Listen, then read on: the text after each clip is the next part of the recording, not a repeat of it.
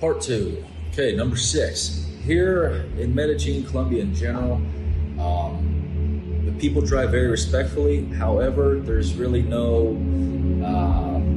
there's not a lot of respect for the rules. There's respect towards each other, but there's not a lot of respect for the rules of the road, right?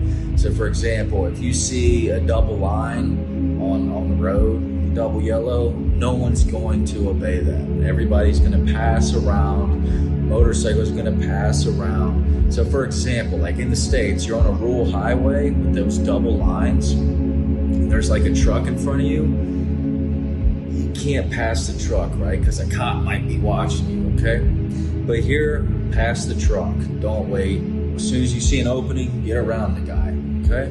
So don't worry about the lines, the single line, double line, whatever, dude. Just pass the vehicle, okay?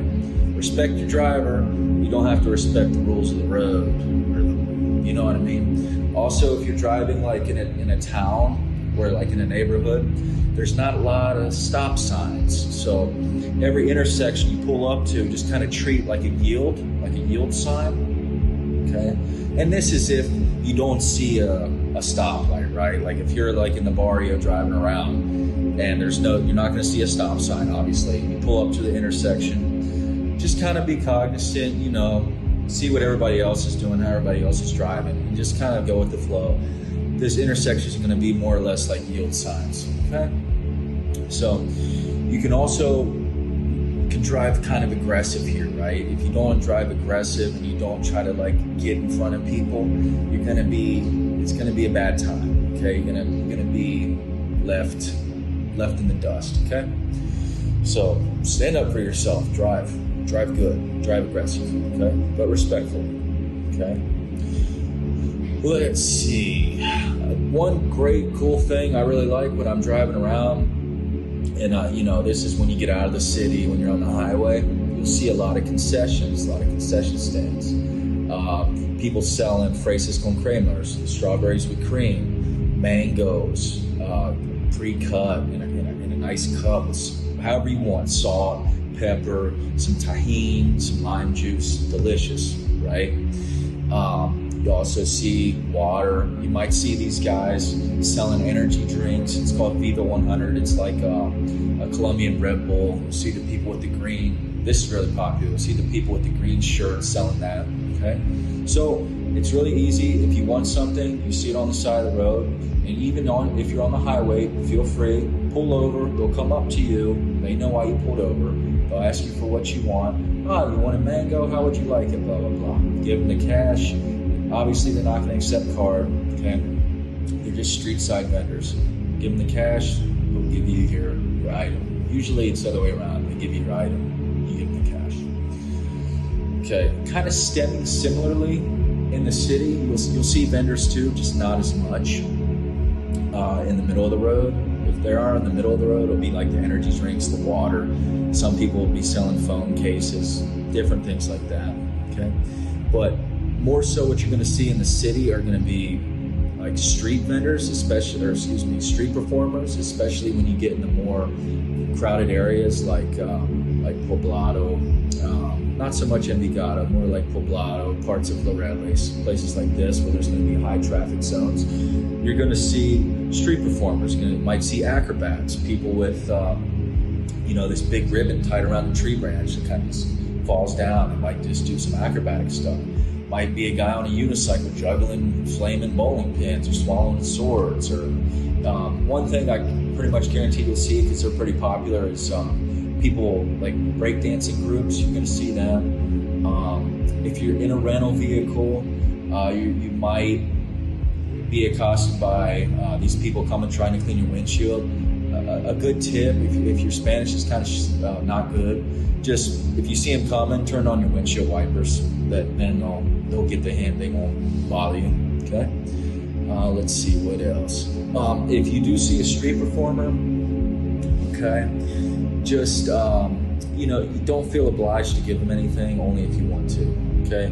Now, don't be that person that watches intently and makes eye contact with them the entire time and are visibly impressed, and then just say, sorry, I'm not going to give you anything. That's kind of Goes without saying, a little rude. Okay. Number 9, when you park your motorcycle or when you park your vehicle on the side of the road in a public parking spot, be wary of what's going to happen. So what's going to happen is you'll see the people, they're called the transit, Medellin transit. They have these blue vests on, okay? They don't have guns. I don't think they're police. It's just Medellin transit, okay? So say, put you in this perspective.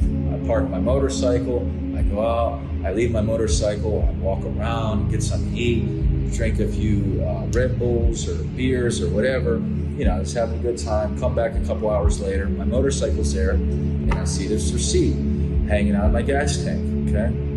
I say, okay, what is this? Look around for the people in the blue vest, okay? Once you see the person in the blue vest, kind of call them over if they're not looking, then you pay your fine or to park. It's gonna be like a couple bucks, okay? Now, if it's late at night, which this happens to me all the time, park your bike, come back and get it at like midnight. The parking police or the transit, they might not be around, okay? If you don't see them within like a minute, screw it. Get on your bike, leave them. What it's gonna be is, it's gonna go on your tab, basically.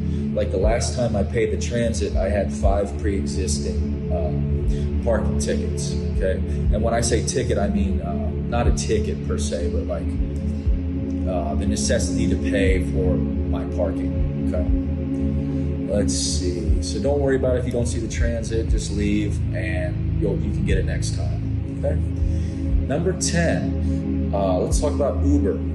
You might hear Uber's illegal, you might hear Uber's legal. It's in the gray area, guys, okay?